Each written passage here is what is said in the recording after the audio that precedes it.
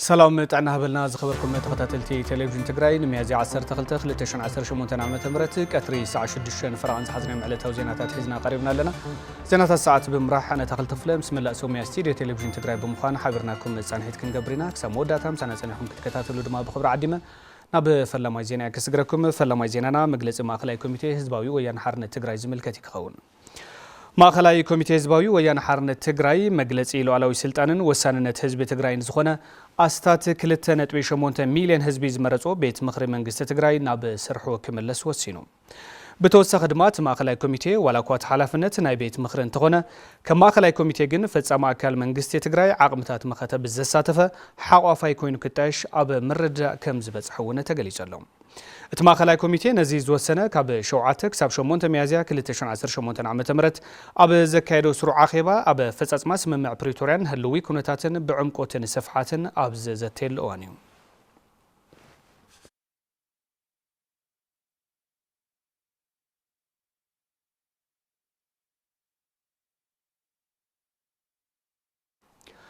زخبركم تملكتنا ملؤت حستو مجلس ماخلاي كوميتي هزباوي ويان حرن تجراي دحرينا يكتري 6 ساعات فرقان زينا اوجانا نابخم كقربي نخت كتاتلو عديمه ناب زغصل زينا كسكركم حزب تجراي بسلاحتو منجدي نكصنس زغبر زلو شرحي حادنتنا استيمنا بكل مداو منجدي كنقالو سو يغبا كبلو نتلفزيون تجراي ريتو زهبو غنات غليصوم شوميت مولالم كم سعوك تقربوا ኣብ ፕሪቶሪያ ብዝተገበረ ስምምዕነት ደው ምባል ተኽሲ ህዝቢ ትግራይ ካብቲ ዝነበሮ ኩሉ መዳይ ቁልውላ ወፂኡ ሰላማዊ መነባብሮ ክመርሕ ተስፋ ዋላን ተገበረ እቲ ስምምዕነት ክትግበር ሲትረፍ ህዝቢ ትግራይ ኩሎም መሰረታዊ ነገራት ተኸልኪሉ ብሰላሕታዊ መንገዲ ክጻነት ይስራሕ ከም ዘሎ ንቴሌቪዥን ትግራይ ርእቶ ዝሃቦ ወገናት ይገልጹ ትሕቲ ናይ ድምጽ ጥይት ዘለው ኩሎም ናይ ኩናት እጽዋታት እዮም ልካው ኣውጊእና ኣለና ኣመን ሚንካ ኣጥሚኻ ኣሕሚምካ حكمنا ذي يقولوا أما كره حزب تجراي تسديدو تواريدو خنبر كباتاتن زغورو ذلو شرحي صلاتنا حزب تجراي ياو حزي كنريت لنا باجيت يقولون دمسكرك سيل سربانتن دموز يقولون لذا حزي كلهم كل كلاتات ترينام تحتي تخصص ذلو كيدي قلولاو الكا خصدي خليو እቲ ዕጽዋግን ዋዕሉ ብፍላይ እንደገና ዝቀጸለ ማለት ተሐራዋይ ዋርሕ ግዜያዊ መንግስቲ እውን መልክዕ ሒዙ ተሰጋጊሩ ናብ መረጻ ኣብ ክንዲ ክንከይድ ናይ ሓቂ ነዳዲ ማለት ዝኸፈ መልክዑ ማለት እዩ ብፍላይ መንግስቲ ኢትዮጵያ ህዝቢ ትግራይ ክጸንት ለይትን መዓልትን ይሰርሕ ከም ዘሎ እዚ ማዕስ መረጋገጽታት ኣሎ እዩ ማለት እዩ ካብቱ ኣብቱ ጦርነት ዝነበሮ ዝገደደ ኮይኑ ህዝብና 5-6 ዓመት ኣብ ፀሓይን ብቁርን እናተፈራረቀ بيمعلت موت نتانا قد لنا افتعدنا ونتري اللي ناي كله محبره خنوتاتو غسقل قليلو مغزا ገንዘው ከባንኪ በወረፋ እናተቆጠዋ خوሃብ መኪናን ሃሎቱ ሳነዳዲ በእግሩ ይጓዓዝ ካልእ محبره خنوتاتون ከይሰርሕ ብጣዕሚ ኣብ ሽግር ነው ዚት ነበርና ተስፋስ ደርጋ ودينا ህዝቢ ትግራይ ገጢሙ ካብ ዘሎ ጸገም ዝወጽእ ሓድነቱ ኣጠናኺሩ ብኹሉ መዳያዊ መንገዲ እንትቃለስ እዩ ድማ ይብሉም ቃልሲ ስኢልካ ጥራሕ እዚ ተዋጋዒ እምሮ እናተኮስካ ገለ ይኮነን ቃልሲ ብዙሕ ዓይነት እዩ ስነ ዝምድናዊ ቃልሲ ወይ ዲፕሎማቲክ ፋይት ዝበሃል ነው ወተሃደራዊ ንፈልጣያ ቁጠባዊ ቃልሲ ነው ኩሉ ዓይነት ቃልሲ ክንገብር ኣለና ሓደ ሕብረተሰብ ድኻ እንድሕር ኮይኑ ያው ወላ ሓንቲ ክገብር ኣይክእልን ስለዚህ ቁጠባናውን መንነትና ሒዝና ማለት ንሕና መንጎና ዘሎ ፈላይን ተሃልዩ ድሕርቱ ህዝብና ናብ መረቦቱ ክምለስ ከሎ ቱ ናይ ግዛኣትና ቅድሚ ኩናት ዝነበረ ናይ ትግራይ ምሕዳርና ክምለስ ከሎ እዩ ድሕሪኡ ክነርኮል ንኽእልና ቀገም ይውልን ሕዚ ግን መንጎ ህዝብኻ ናተሳቀየ ናብ ዝኾነ ክርክር ክትኣቱ ግን ብጣዕሚ ኢኻ ትሓዝን ኣብ መንግስትና እውን ዘሎ ኣብ ውድብ ክኾን ይኽእል ኣብ ውድባት ክኾን ይኽእል ኣብቲ መንግስታን ክኾን ይኽእል ብዝኻኣለ ኻኣላይ ኮይኑ ሕዚ ቅድሚ ክወሃቦ ዝግብኦ ቅድሚያ መሃብ ትዝገብር ዝሕሾ መስሊ ይስምዓኒ መዋፅና ሓድነት እዩ እቲ ዓብይ ጸላኢና ገጢሙና ዘሎ ንዑኡን ምብዳህ ኩሎም ዘለውና ኣናእሽተይ ዝመስሉ ኣፈላላያትን ካልኣዋይ ጌርና ጸኒሕና ስለነርክበሎም ቀዳምነት ሓድነትና ኣጥሪና ክንምክት ኣለና بمنግስት ፌደራል ኣብ ልዕሊ ህዝቢ ትግራይ ብሰንኪ ዝተነበረሉ ክልከላታት ኣብ ከቢድ ጸገም ንዝርከቡ ኣብ ማእኸል መዕቆቢ ስደተኛታት ተጋሩ ኡምራ ኩባ ሱዳን ሓደጋ ባርዕ ሓዊ ኣጋጢሙ 10 ሚያዝያ 2018 ዓመተ ምህረት ኣብ ማእኸል መዕቆቢ ስደተኛታት ተጋሩ ኡምራ ኩባ ሱዳን ዘጋጠመ ሓደጋ ባርዕ ሓዊ ኣብ ልዕሊ መጽለሊ ተመዛበልቲ ተጋሩ ሓደጋ ስዒቦሎም መተሓባበሪ ኣብቶም ማእኸላት ስደተኛታት ይሰርሕ ናይ ዘሎ ትካል ገባር ሰናይ ኣስመላሽ ግራንድ ፋውንዴሽን ኣይታ ኣድሓኖም ካሕሳይ ንቴሌቪዥን ትግራይ ኣብ ዝሃብዎ ሓበሬታ ብምኽንያት እቲ ሓደጋ 14 መጽለሊ ተመዛበልቲ ሙሉእ ብሙሉእ ከም ዝተቃጸሉ ገሊጾም እቲ ሓደጋ ባርሓዊ በቆጻጽራ ሰዓት ኢትዮጵያ 10:20 ጀመረ ኮይኑ ድሕሪ ናይ 20 ደቂቕ ጸንሒት ሕብረተሰብ ብዝገበሮ ምርብራብ ደው ምባል ከም ዝተኻእለ እውን ተዛሪቦም ኣብ ህይወት ሰብ ዝበጽሐ ዝኾነ ይኹን ሓደጋ ከም ዘየለ ድማ ረድዮም ንዑ ስዒቡ ኣብቲ መጽለሊ ዕቂቦም ዝነበሩ ልዕሊ 60 ስደተኛታት ኣብ ዝእዋን መጽለሊ ምግቢ ኾነ ክዳውንቲ ሲኢኖም ኣብ ሓደጋ ምውዳቆም ተዛሪቦም ኣብ ማእኸል መዕቆቢ ስደተኛታት ተጋሩ ኡምራ ኩባ ሱዳን ኮነ ካልኦት ማእኸላት ዘሎ ተመዛባሊ ብተደጋጋሚ ብዘጋጥም ዘሎ ሓደጋ ባርሓዊ ኣብ ከቢድ ኩነታት ወዲቁ ከም ዝርከበ ተዛሪቦም ኣብ ከቢድ ስቃይን መከራን ወዲቁ ዘሎ ተመዛባሊ ሕብረተሰብ ናብ መረበቱ ክምለስ ናይ ኩሉ ጻዕሪ ከም ዝጠልብ ድማ ገሊጾም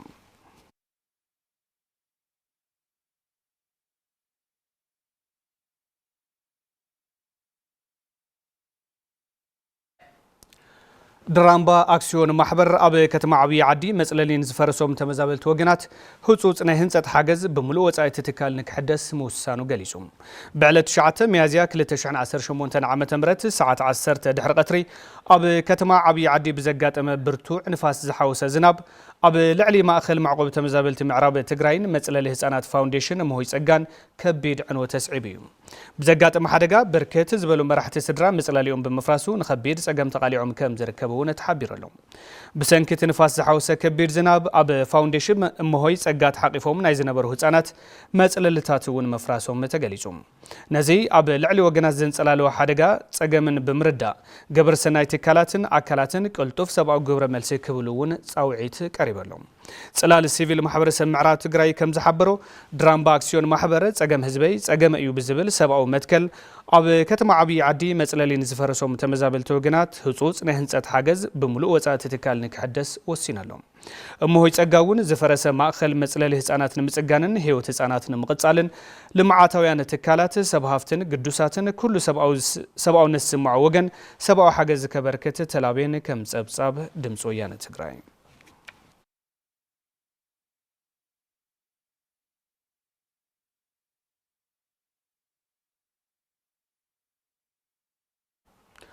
ቢሮ ልምዓት ሕርሻን ሃፍቲ ተፈጥሮን ትግራይ ኣብ ቀጻሊ ዓመት ልዕሊ 33 ሚልዮን ኩንታል ፍርያት ንኽሕፈስ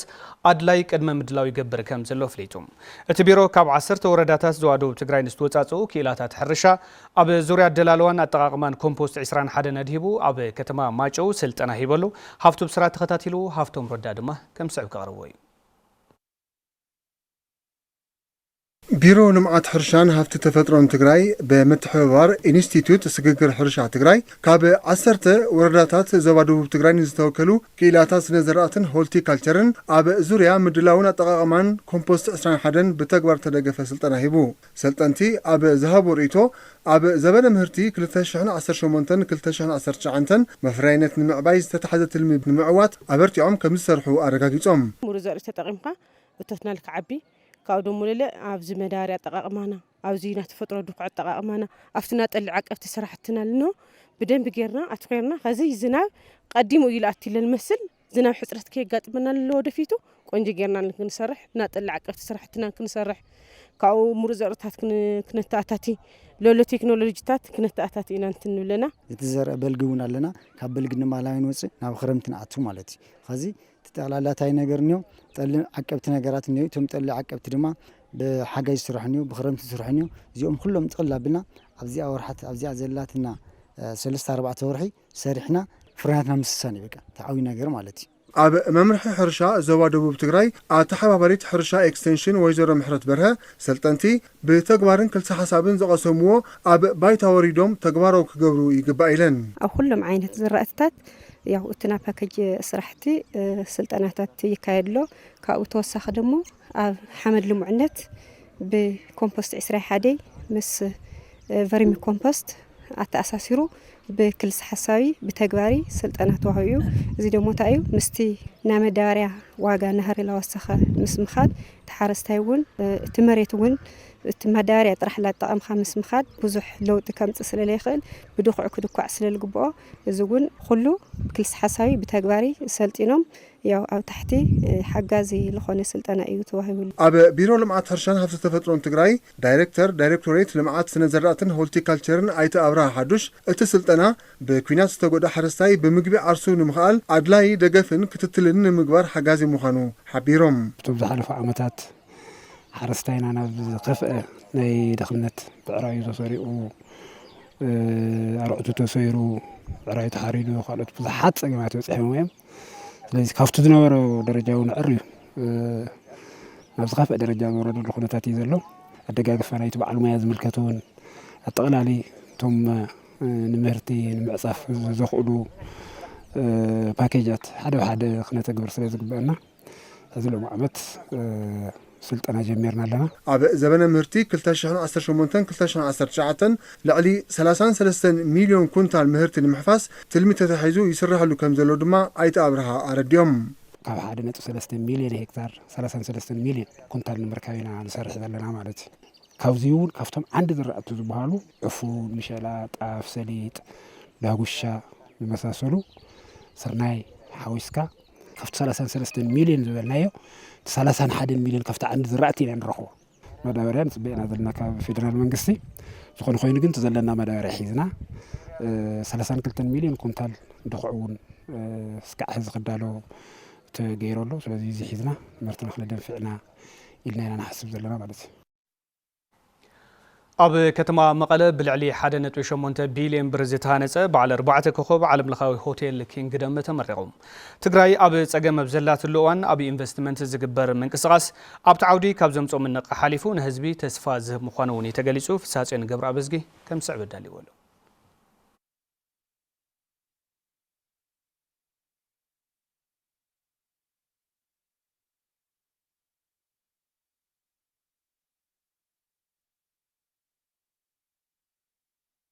ኣብ ከተማ መቐለ ብልዕሊ 1.8 ቢልዮን ብር ዝተሃነፀ ዓለም ለኻዊ ሆቴል ኪንግደም ተመሪቑ በዓል ዋና ዓለም ለኻዊ ሆቴል ኪንግደም ኣይተ መኮነን በዛብህ እቲ ሆቴል ተሃኒፁ ክዛዘም ብፍላይ ኣብ ዝሓለፉ 5-6 ዓመታት ጀሚሩ ኣብ ትግራይ ዘጋጠመ ኩለ መዳይ ፀገም ከቢድ ከም ዝገበሮ ብምግላጽ እቶም ፀገማት ተፃዊሮም ዘህነፅዎ ሆቴሎም ተዛዚሙ ናብ ምረቓ ከም ዝበቕዐ ገሊፆም ንብርክት ዝበሉ ወገናት ዕድል ስራሕ ከም ዝፈጥሩ እውን ኣረዲኦም ኣብ ሕመቕ ኩነታት ኮይና ኢና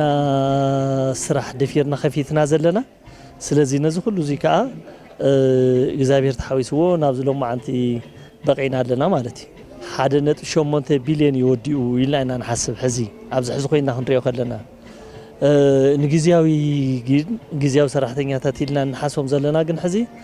ካብ 85 ካብ 120 ሰብ ንሕዚና ኢልና ኢና ንሓስብ ትግራይ ኣብ ፀገም ኣብ ዘላትሉ እዋን ኣብ ኢንቨስትመንት ዝግበር ምንቅስቓስ እቲ ዓውዲ ካብ መነቐቓ ሓሊፉ ንህዝብና ዝህልዎ ተስፋ ዕዙዝ ዝበሉ ድማ ሓላፊ ቢሮ ባህልን ቱሪዝምን ትግራይ ዶክተር ኣጽባህ ገብረ እግዚአብሔር እዮም ከምዚኦም ዓይነት ምንቅስቓሳት ልምዓት ዋላ ብፀበባ ኮይንካ እውን ምቕፃል ግን ኣማራፂ ዘይብሉ ኢሎም ልዕሊ 475 ሰባት ናይ ቀጥታ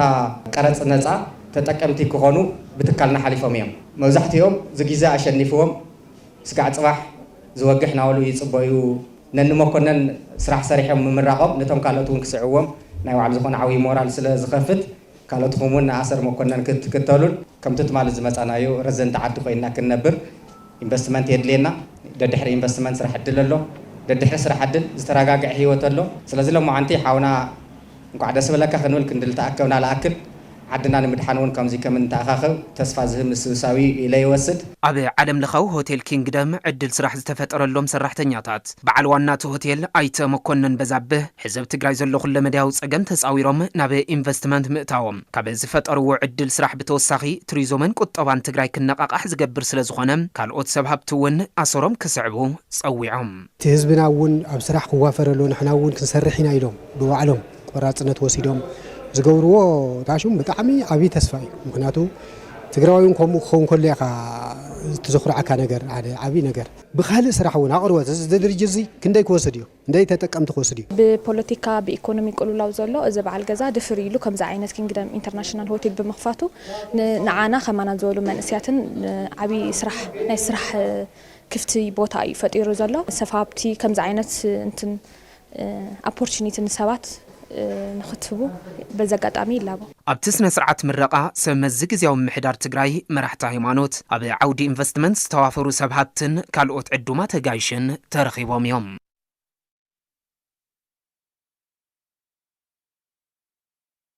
ዝኸበርኩም ተመልከትና ስዒቡ ፀብፃወት ስፖርት ዝዕለት ናባኹም ክቐርብ ፀብፃወት ስፖርት ውሽጢ ዓድን ወፃእን ድማ ድሕሪ ዝሓፀረ መሰጋገሪ መሰራሕትና ሃበን ካሕሳይ ሒዝልና ክቐርብ እዩ ሓብርና ንከታተል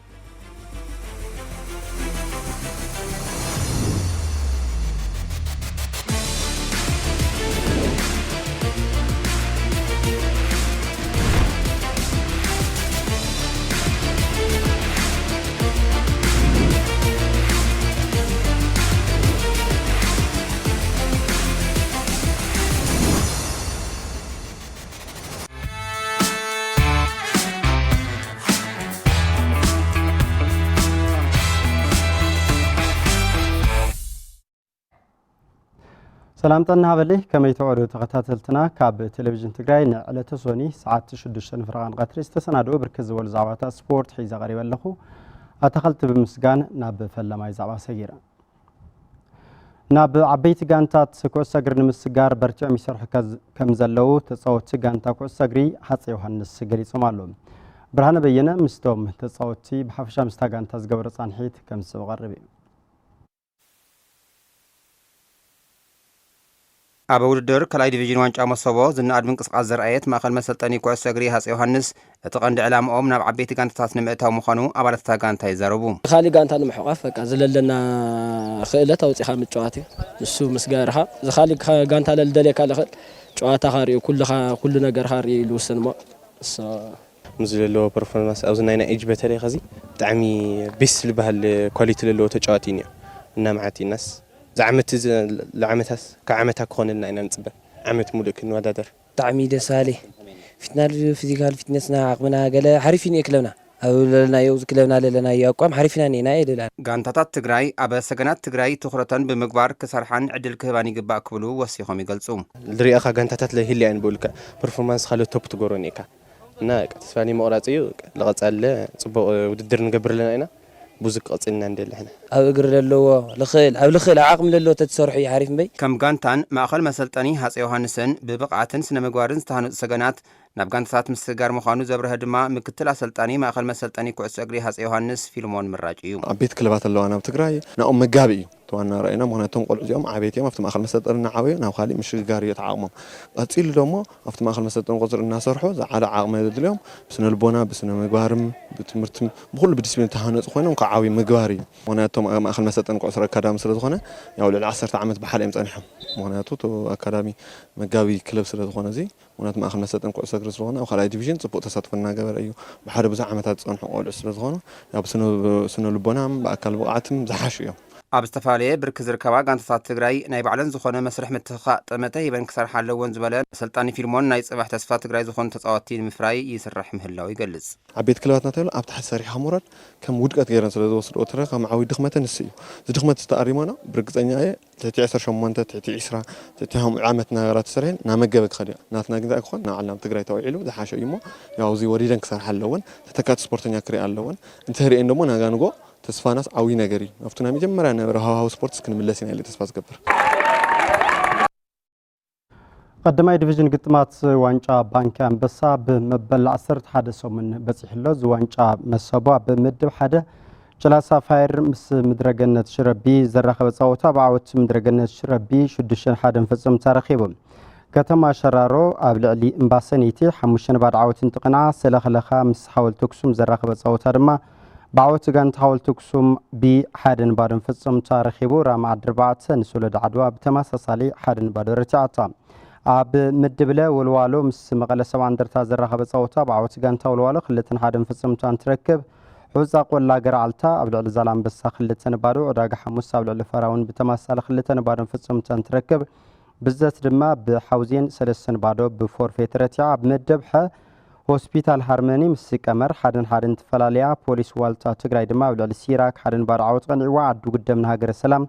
5-0 ኩሓ ምስ ማይጨው ድማ 1-1 ፍጽም ተረኺቡ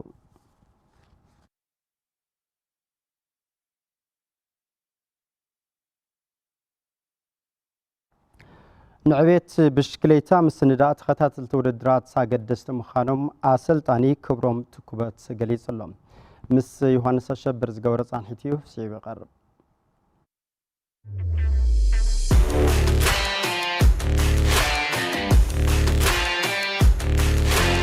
ስሞይ ክብሮም ትኩበት ረዳ ይበሃል ተወለድ ኩሉ ቦታ ወቕሮ ክልተ ውላዕለ ሎሚ ዘለና ሓላፍነት ዋና መሰልጠኒ ናይ መሰቦ ስሚንቶ ፋብሪካ ብሽክሌታ ብሽክሌታ ላእተ ኩሉ 2007 እዩ 12 ክፍላ ኣለኹ ማለት እዩ ኣብ ከተማ ወቕሮ ያው ፍቱ ትምህርቲ እውን ንጡፍ እየ ነይረ ያው ፍቱ ብሽክሌታ እውን ጽቡቕ ነይረ ብድሕሪኡ ቀጻላይ ዝነበረ ውድድር ኣብቲ ከተማ ዝነበረ ያው ዓጽፈ ውፅኦም ካብ ሜዳ ኣብ ዓቐውን ይወፅያ ኣይቁረፅን ኣብ ስፕሪንት እውን ያትየ ማለት እዩ ክልል ተዘጋጀየ እውን ነይሩ ዞባ ምብራቕ ዓዲግራት እውን ስዒራ አንደኛ ኮይና بدحريو يا تمر درجة حليفة يا كولج ممران كولج يا ولادي ون بزح سلالي دقفول نارة تو ناي سبورت لا تمر تأتي مالتي ناي مجمرة كسوم كنت جات لنا أو تعويتنا قلنا تمريز أميرة كاوكسوم مكتلة سلطاني يا سيوم جرز جهر زبها نيرو عدقرات لا تجاتنا مالتي قلنا مجمرة جواتا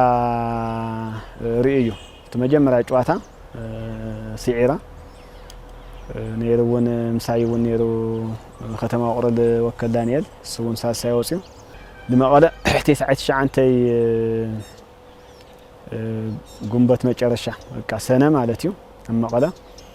لما صوص متفاوريكا آتيا مالتيو أما صوص كع اختش حلتي أنا 3 عامات صني حوا أفتو سبورت خوينون انجينيرينج مالتي كونستراكشن مانجمنت تكنولوجي تمرقيا اخو كلتشحي 3 جميره اسكع 10 تخلتي مرحا غانتا خويني سريحو مالتي سرش عن 9 شعنتي لا كلتشح زبل 4 معلت قايمن مالتي دم مدنيرنا ب عدو قدام بوصحنا لا مسانا مالتي أو كربي لخنطوة ورا لخلت تقولع جاتنا مالتي الشعيتنا أكل مسيرتي بزح دلالة تقودية مالتي تمرتون لا تماركو مصوزي صبونا قرعوي زجار اللي ولا تحرق قات من هاللي بشكل تالي زجور تاقون تمرتي يمهر ميرة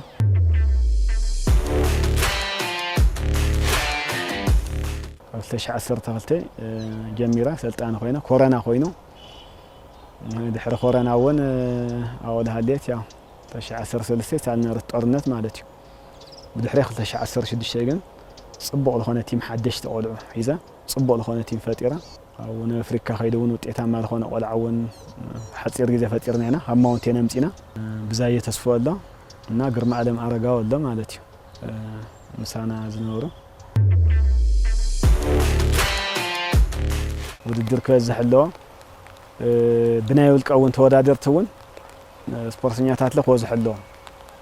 او ابزحي مهنياتو او 4 منامن يودادرو فتي 8 100 منامن يودادرو منو علو تايسم ولو كلها مستهاجراو خينكاس لخونه تعدل رخ يوم سودقه مستفتاليس كزي 3 4 قولع الوصلو على 10 ساعات لي وصل نجر يلي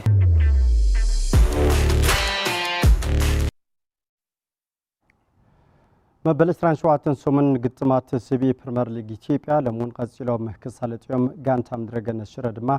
ምስ ወላይታ ድቻ ቀትር ሰዓት 10 ተጻውታ ክተሳለጥያ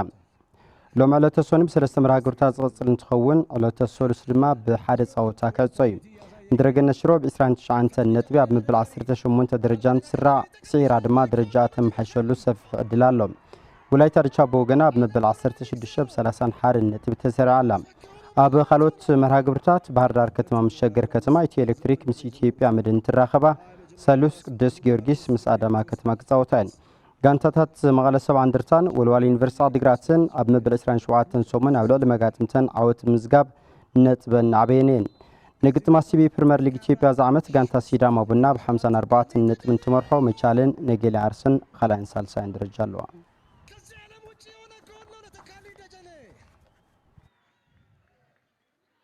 ቴክኒክ አኪውሬሲ ሁሉንም ነገር ያሟላ ጎል ዜናታ ስፖርት ቴሌቪዥን ትግራይ በቀጥታ ምክታተል ጸናሕኩም ሰናይ ምክታተል ሆነ መስጊና በብዛለኩም ብሩክ ማለት